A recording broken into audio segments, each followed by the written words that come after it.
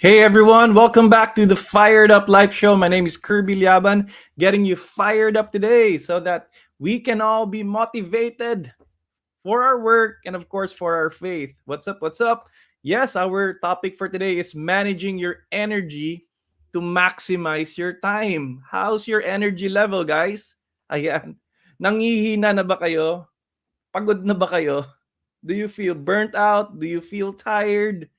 And I would like to tell you that it's really not about time management, but it's about energy management. Let's go, let's go. Let's find out ways wherein we can manage your energy so we can maximize time.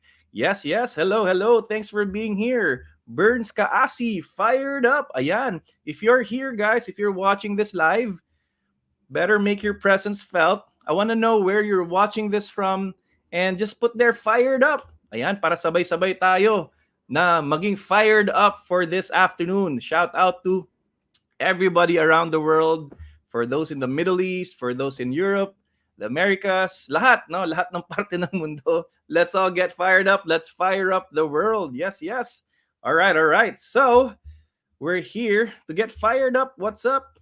Richard Chutoa, Richard and Shirley. Yes, yes, from Mauritius. Ayun yun, no? Very far away land of Mauritius. How are you there, bros and sis? Yes, back to live sessions from Mauritius. Yes, let's get fired up. Let's get Mauritius fired up. All right. Awesome.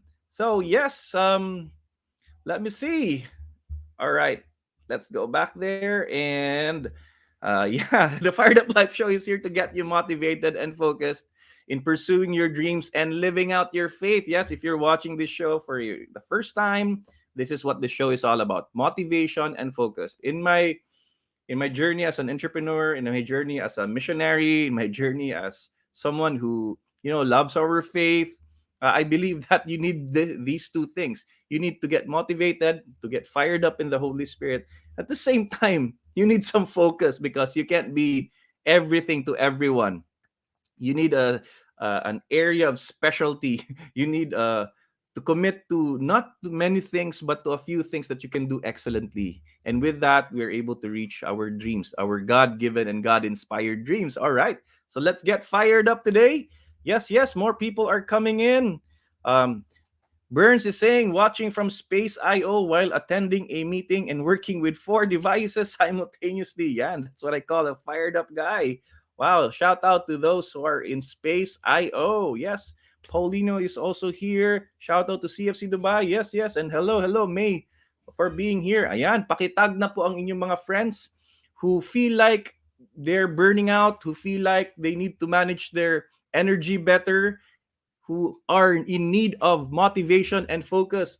Just, you know, put their names there, or you can also share this to your profile so more and more people can get fired up this morning. Ayan, salamat sa pagtag sa mga kaibigan mo. Si Jaime, si Carlene, Mika, Eman, ayan, Eden. All right, great. So we're here to get motivation for work and life. I believe that we can pursue our faith even at work. When I say pursuing your faith at work, you have to be a good witness at work. You have to be fired up at work. Otherwise, how will you spread the faith if you're sad, you're always uh, grumpy, you're always complaining. So yes, we get to be motivated for work, and we bring that motivation to our homes, to our families, right? All right. So the Fired Up Life Show is is live every Tuesdays and Thursdays at 3 o'clock p.m. So please remember that TTH 3 p.m. TTH 3 p.m. That's when you go to your Facebook page and yeah, be with me here in this Fired Up Live session. All right. Great, great. More and more people are coming in. Thank you, May, for tagging all your friends. Great, awesome. So here we go. Managing your energy to maximize time. Ayan, di ba? So if you will really look at the title, I didn't put time management. I put there managing your energy because perhaps you can have, the whole day, but you don't feel like working. You can have the 8 hours of work that you're allotted for the day, but you're like a zombie. You you're powered by coffee. You're not happy inside. You're not energized inside. You're not motivated to do your work. even if you're just given 2 hours, but you're fired up, you're productive, you feel like you can accomplish a lot of things, then you know that 2 hours is better than the 8 hours that you don't feel like working. So, how do we manage your energy? And that's what we're gonna discover for today. Ayan. So, early on, I'd just like to share that you can get a PDF copy of the slides that I'm presenting to you here in the show. Just go to kirbylyaban.com/energy. Energy. Okay. So just go to that that link. It's there actually in our descriptions. So yeah, just click there and download it. I will be sending this file to your emails. All right, awesome. So the big question today, are you easily burned out? Let's talk about that. Being burned out. It's like last week lang ang taas-taas ng energy mo. It's like you can't be stopped. 5 p.m. lang yung work pero hanggang 2 a.m. you're still alive, no? Then you do that consecutively for like a whole week. No, 2 a.m., 3 a.m. Talagang you're so passionate about what you're doing, or maybe you're trying to meet a deadline. But after that week, suddenly you don't feel anything. You suddenly feel like pagod na ako, wala na akong gana, no? And perhaps you love your work. Perhaps you love the benefits of the work, or you feel like you're being blessed and provided for, pero sa loob-loob you feel spiritually dry.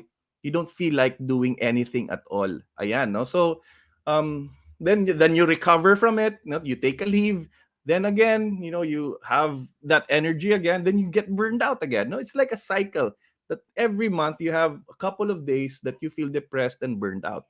Okay, so do you easily get burned out? You might be easily excitable. You might easily get excited about things, but there will be days na parang ayaw mong gumalaw. And perhaps it's an energy issue.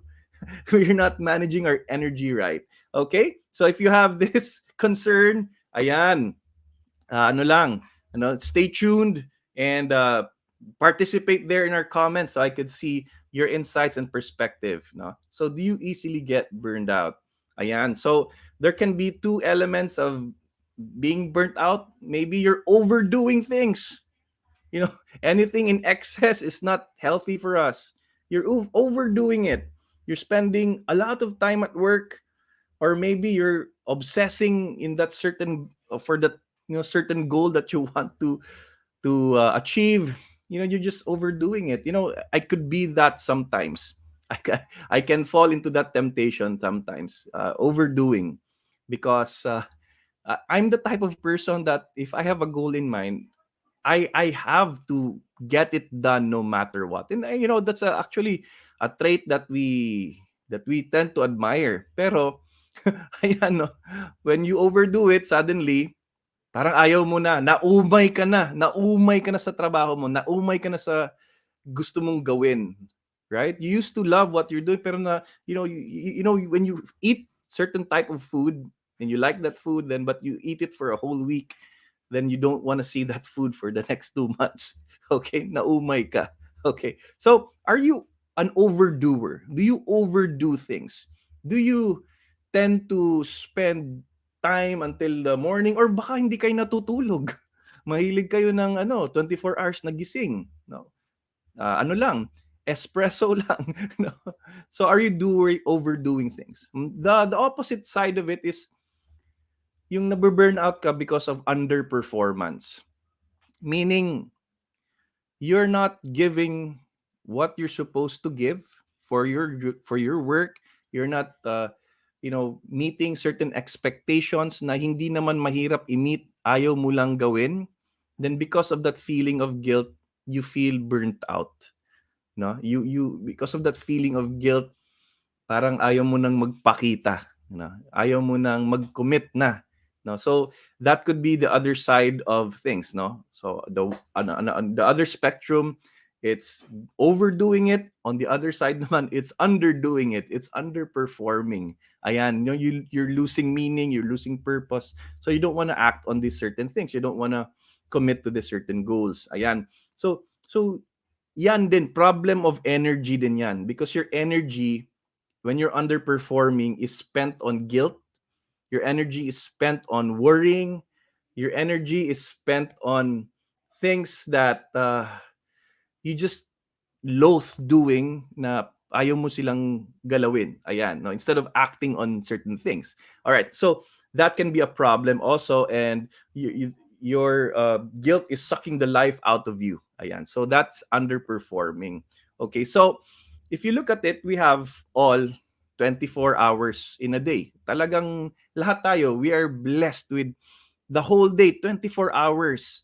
And we have also different types of energies. We have our mental energy, yung capacity natin to think, capacity natin to be motivated, to think of solutions, yung parang ginagamit natin yung ating pag-iisip, naghahanap tayo ng strategies, no? We are using our mental capacities. No, sabi nila when you're doing work that is analytical, mas nakakapagod daw yun, no? When you're doing work that has a lot of uh, your mechanisms are working in your brain.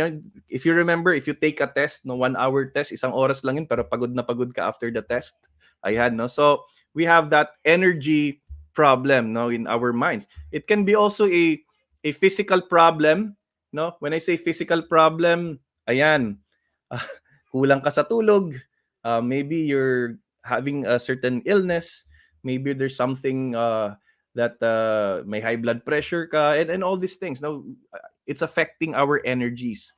Ayan. And of course, yung isang parte talaga ng energy is the spiritual energy, the spiritual element of things. Maybe you're not nurturing your relationship with God. No, when I talk about spirituality, it is also connected to finding meaning in life. No, I hear this from different speakers, and I listen to a lot of speakers.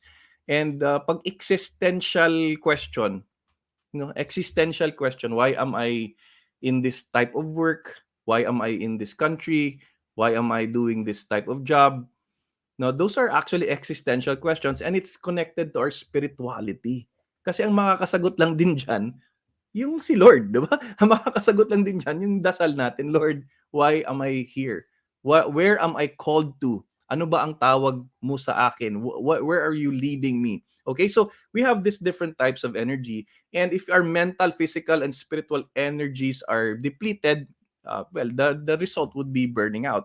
Okay, so if you look at time and energy, really, both are limited time. Okay, if you look at our energy, limited yung energy po natin, no, nauubos din siya.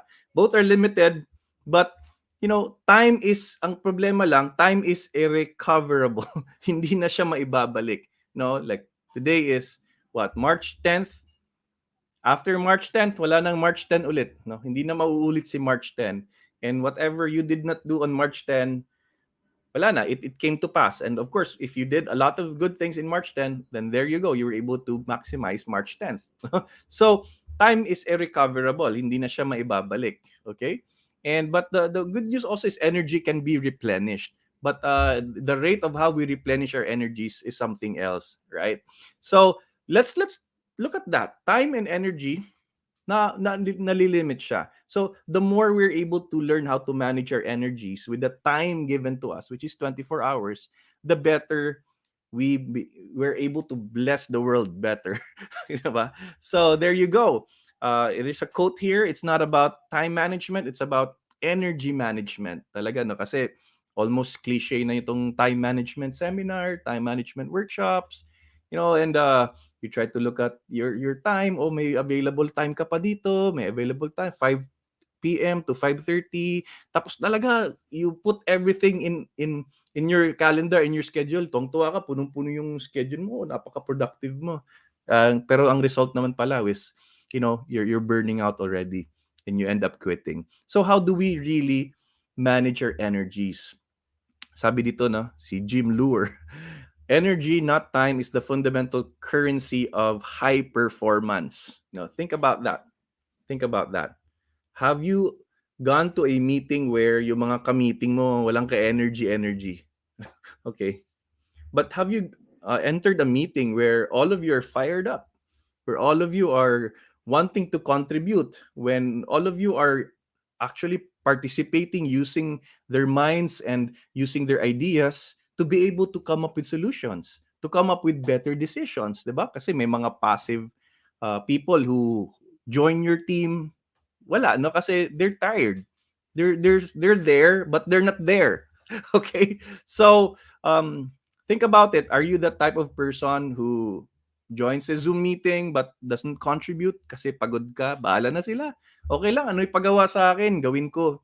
No? So things like those. So it's not really the time that given to you. It's about the energy you put in here. Like right now, I'm in this show for the next 30 to 45 minutes. Binubuhos ko yung energy ko dito. Okay? I'm putting all my energy, my presence is here. And I don't think about other things. I want to add value, I want to contribute. There you go. So, I'm given this time, the next hour, then I want to put all I've got here, because this is the blessing that I've been given, the blessing of time. Pero kung wala naman akong gana, ayan, we will have a very dragging show. Okay. So I want to share with you how to increase your energy to maximize your time. And I'm going to share with you 5 ways to increase your energy. Ayan, kasi it's about energy management. So the more energy we have, the better we can bless others. So, pakilagay, paki-type lang po dyan sa ating comment section if you're ready to learn about how to increase your energy to maximize your time, the 5 ways. Fired up and energized. Ayan, paki-type lang po, fired up and energized. Let's go, guys. And I'm adding a banner here. All right, so let me know who's here. Let me know who's fired up and energized while listening to this. Yes, yes. Thanks, Chris, Mary, for tagging your friends here. Yo, yo, and hello. Shout out to Princeton. Ayan, thank you daw, sis Chris. Down lang kayo. Kaayo ko karon. So, yeah, you were here to be fired up and lifted up. Princeton, all right, thanks for being here. All right, see, Joel Barquez is fired up and energized. Neil is fired up and energized. And my daughter's here. Hello, my daughter. Okay. All right. Sino pa ang fired up and energized for today? My friend Ton is here, fired up and energized. Ayan! Let's go, let's go! Type there in our comment section, fired up and energized. Ayan. Gwen is here. Yes, thanks for being here, Ate Gwen.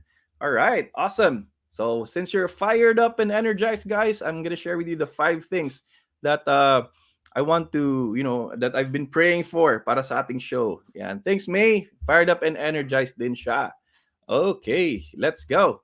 Ayan. So, again, no, you can download the copy of these 5 things that I'm sharing with you. So, just go to kirbyliaban.com/energy. Ayan, may mga humabol pa. Si Lasty, si Kiel, Richard, all right. Warren, ayan, mga fired up and energized. Ayan po. So, first way to increase your energy, is to plan your week. Kasi minsan, nagpaplano tayo day by day. Ano bang gagawin ko today? O yan, today's Thursday. Ano bang mga gagawin ko? Ayan. And usually, when you plan day by day, you tend to either overdo things or underperform. Why?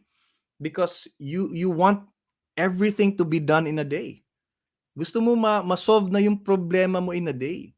And there are certain problems or tasks that need a month to accomplish or even a year. Like writing a dissertation, writing a paper, for example. Now, minsan gusto mong tapusin na agad yung requirement mo for your, for your studies. Or maybe a strategic plan that needs to be executed. Tapos hindi mo siya pinapansin.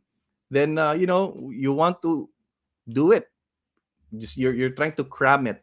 Okay? So, when you plan your week, you have that liberty to distribute your work throughout the week. You can manage your energy by putting in your schedule Monday, Wednesday, and Friday. That's when I will work on this certain task. Okay. And you're allotting maybe an hour on a Monday, a Wednesday, and a Friday. And then you get to accomplish that. No, you don't have to dedicate the whole day just doing that one thing. Okay. So you want to plan your week. And you have to also plan your leisure time. Kailan ka ba magko-coffee with friends? Kailan ka ba magkakaroon ng alone time with the nature that you have, no? A lengthened reflection or self-retreat time. Maybe if you plan it for the week, then you'll be able to actually get it done. Remember, what's not scheduled doesn't get done. Kahit sabihin mo pa, sige, gawin natin yan, goals natin yan. Pero pag wala sa kalendaryo mo yan, it will never get done. And when the deadline is fast approaching, you'll be cramming and you'll get burned out because you gotta get it done. All right? So you have to plan your week kung kailan mo gagawin. So distribute and schedule your work. No? So, ano siya, lagay mo, no? Kung anong oras. So, there are certain digital planners, like on your cell phone, that you can put there if you're comfortable with it. Yung iba naman, gusto nyo isulat. No? They want to be artistic. No? So, maybe you can type there whether you have an app as a planner or you have a notebook as a planner, a physical journal or a physical planner. Lagay mo naman dyan kung anong ginagamit nyo. Are you using an app or are you using a physical planner? Ayan, just type there in the section. Either way, definitely can work. Kasi yung iba, ayaw naman mawala yung physical planner, baka mawala.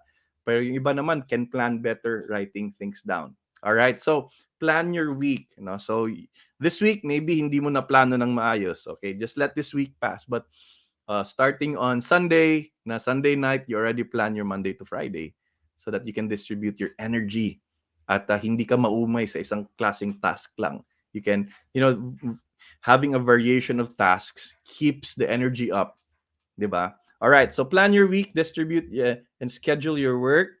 Ayan, so part of it is this quote, no, your energy levels fluctuate throughout the day, diba? Baka may mga morning person dito, mataas yung energy sa morning. Pero pagdating ng alauna, naantok ka na, gusto mo nang mag-siesta. Ayan. So maybe you're not so productive from 1 to 3 p.m. You might want to do your no-brainer tasks, arranging, fixing things. Yung mga hindi kailangan ng analysis, baka pwede mong ilagay dyan sa 1 to 3. Tapos pag nag-pick up yung energy mo 3 to 5, you can have more meetings there. But definitely do your most important tasks in the first hours in the morning. Ayan. So try to study how is your energy rising and falling throughout the day. All right. So si Joel is using a notebook, a physical planner. Ayan. Thank you for commenting there. All right. So let's go to number 2. Establish work time boundaries. Ayan, maraming guilty po sa atin dito. Kasi, syempre, bilang Pinoy, we want to get things done, di ba? We have that industriousness and capacity to extend beyond our work hours. But sometimes it takes a toll. It takes a toll because family time is overstepped, no? Na dapat 5 o'clock, family na, 5 to gabi. Pero there are really days na this work and family boundaries are hazy. The boundaries are not hazy. In fact, nahahalo siya. And we feel guilty because sometimes our kids don't know when are we available for them. No? So ano ba talaga ang oras trabaho? Oras sa trabaho, work time, what is that schedule? Now, if you're employed, okay, you have an 8 to 5 thing. So, klaro yan. You're in the office, you're supposed to submit this and that. And from 5 o'clock, wala na. You're not obligated to do these things anymore. But if you're a business person, an entrepreneur, ayan, sometimes nasosobrahan because you're the owner of the business, you care a lot about the business. Umaabot ng gabi. But there are people who do employment, but at the same time, my side hustle. Okay? So, puro na trabaho. May employment ka na and you have your business pa, there's no more time for yourself and you realize, yeah, you have your goals in life, your financial goals, you have bills to pay, but wala ka ng energy, wala ka ng tinira sa sarili mo, wala ka ng tinira sa pamilya mo, and at the end of the day, because you're left with no energy at all, ayan, no? Kaya naimbento yung mga Red Bull and all this Lipovitan kasi wala ka ng energy eh. So you have to take something so that you can be temporarily high. Okay? Kaya nagkakape ka because you need more energy. And these are telltale signs that hey, your time boundaries, your work and family time boundaries are not clear. Okay? Kasi the key really to managing your energy is to commit to a routine that assures that, is to commit to a habit, is to commit to a schedule, is to commit to a plan of life that keeps you also excited that by this time wala nang work. Okay? Keeps you excited that by this time magwo-work ka na. See, that's very important because the rest allows you, meaning the time for rest, allows you to be excited for work, to actually look forward to work. Okay? So, yes, if you want to increase your energy, ayan, establish mo na yan. What are your work time boundaries? When does work start and when does work end? Ayan. The third is invest your energy in the things you can control. Ayan, marami, no, when you're underperforming because you are putting your energy in things na hindi mo kayang baguhin at ayusin pa. In an organization, there are roles to play. Tapos you complain about a lot of things, nagagalit ka sa mga bagay-bagay na hindi mo kayang desisyonan. You can't make decisions on certain things. In other words, yes, it's your problem. You're affected by it. You have a union naman if you need to go to that route. But otherwise, if you're not the decision maker of these things, then you're putting your energy there, nagrereklamo ka, you're losing sleep over it, then you will not have time to do actual productive work that brings you closer to your goals. So Stephen Covey would call it your circle of influence. Ayan. And you have to determine what's that? Where does your influence reach according to your network, your contacts, and what is that beyond that circle? Ma-identify mo rin 'yon. Okay? You want to identify that. What are those things na hindi mo makontrol? Apektado ka, yes. Kasi kaya nga nagagalit ka, 'di ba? Pero hindi mo control. So why put energy and time there? You can pray about it, definitely. You can lift up to God, but to be depressed about it, to be ranting about it, these are things that will suck the life out of you. And guess what? If you are a complainer, someone who always grumbles and is very grumpy, it's not only your energy that you're sucking out, also the energy of the people around you. So you have that negative energy. Hindi siya positive vibes. And when you have that, reklamador ka, you can repel people and your teammates will not want to work with you.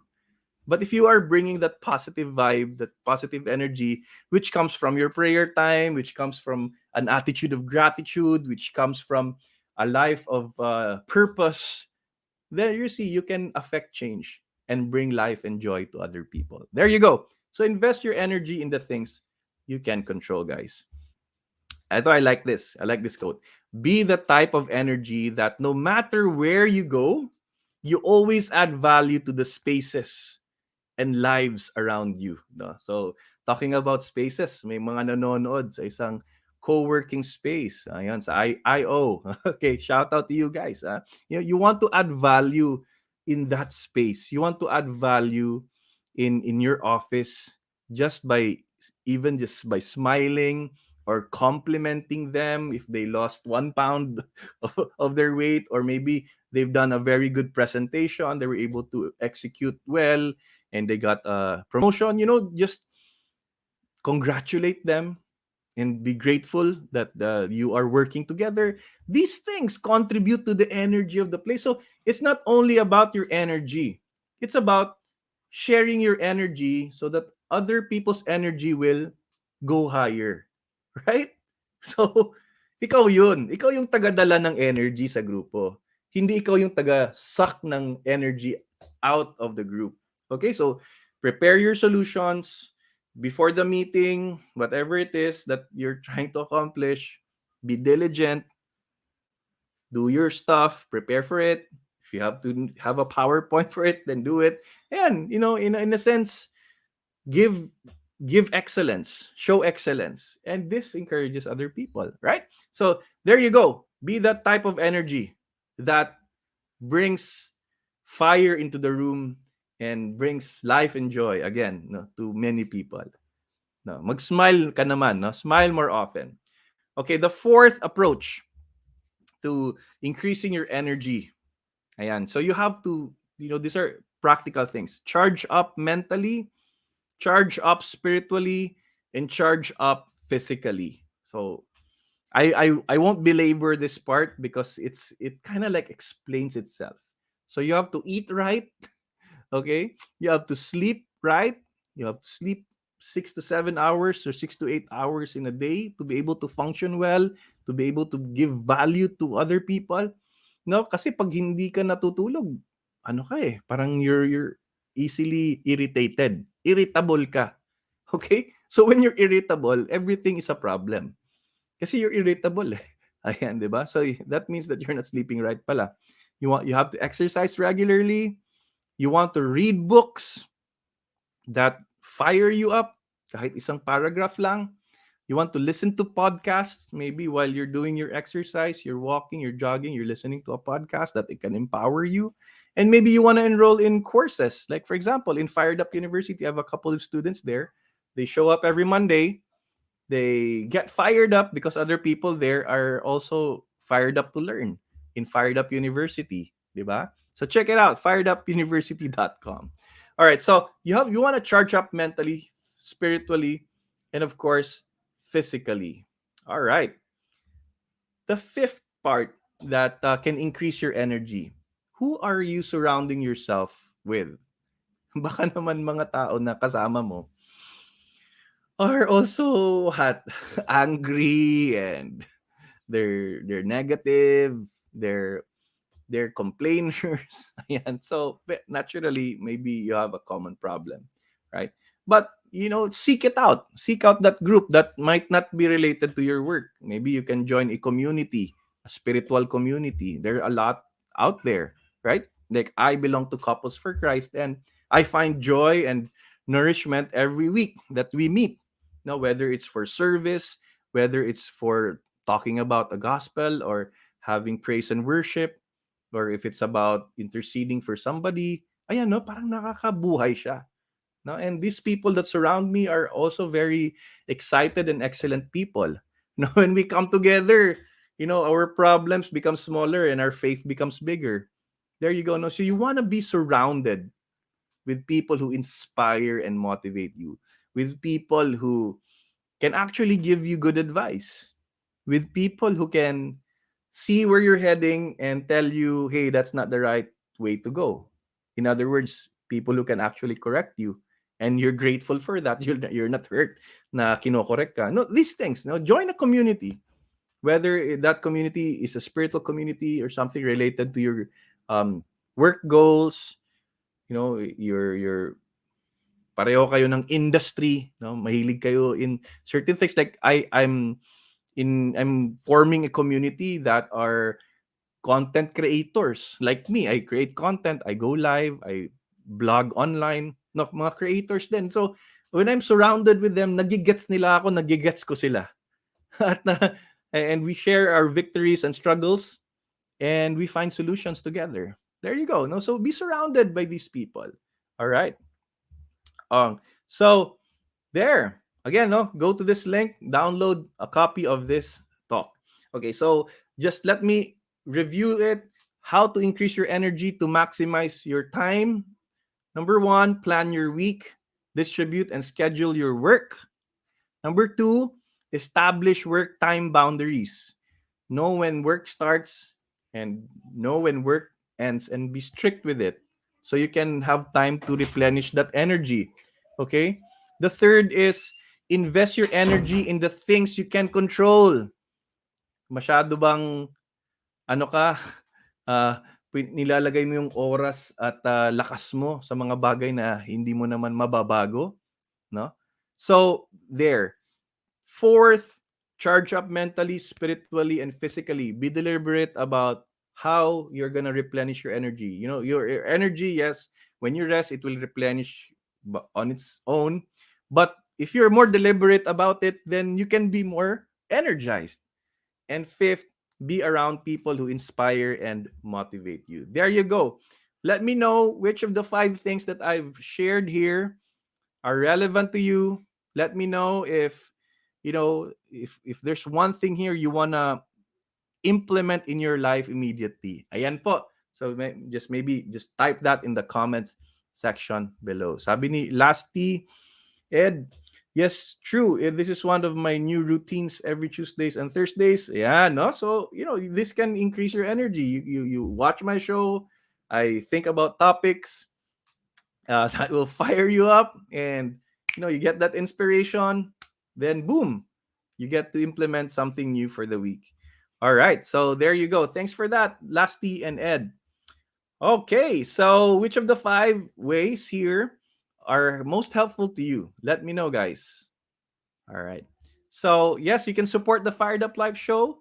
You can be one of our patrons here. This show is for free. And, but if you want to keep this going, syempre, I have to make this sustainable so that we can produce more of these. You can be a Fired Up patron. Just go to patreon.com/Fired Up Life. You can see there in the comment section. You can be a supporter for the show. All right. Be a patron. You can send stars as well. Just click that give button there that Facebook has provided for you on my Facebook page. Then there you go. You can support the show in that way. Another is become a Facebook supporter. There's a green button somewhere there that shows be a supporter. Then you go ahead and do that. And you can also send through GCash through that number that you see there. All right, awesome. Ayan, balikan po natin, no? So, Jovito Dolorito is saying Serenity Prayer. Ayan, nakakatulong po yan, no? Uh, that's connected to number 3, di ba? So, yung Serenity Prayer, di ko lang memorize, guys. So, but it talks about to grant us the grace to be able to do things, to do something about the things that we can create change with, di ba? So, hey, thanks for that, Vito. Ayan. So, hey, praise God. Thank you, Warren. You're a blessing too. Keep on watching the Fired Up Live show. All right. So, ayan po, no? Yeah, again, no, be a patron. Go to that link there. And thank you sa mga Facebook supporters and Fired Up patrons throughout the months and throughout the past 2 years. 2 years na ba? 2 years na ba since the pandemic started? Ayan, because this show started, March na pala ngayon. So it's almost gonna be another anniversary for the Fired Up Life show. Okay, yes, yes. So salamat sa mga patrons po natin and our Facebook supporters. Hindi ko mababasa isa-isa, but here you are. These are the credits. So hey guys, help the show. Be a Fired Up patron. All right, send stars, and of course, there's also my book. May konting stocks pa. So just go to fireduplifestore.com. Ayan, sabi ni Ate Gwen, establish work time boundaries. I have to learn to turn off my Wi-Fi when I am working. Ayan, baka may mga distractions. Ayan, that's also true. Your energy, instead of putting it in your work to become more productive, you might be putting it in watching reels, TikTok, and other things, or maybe trying to finish that K drama that's been pending there. Ayan. So yeah, I like this.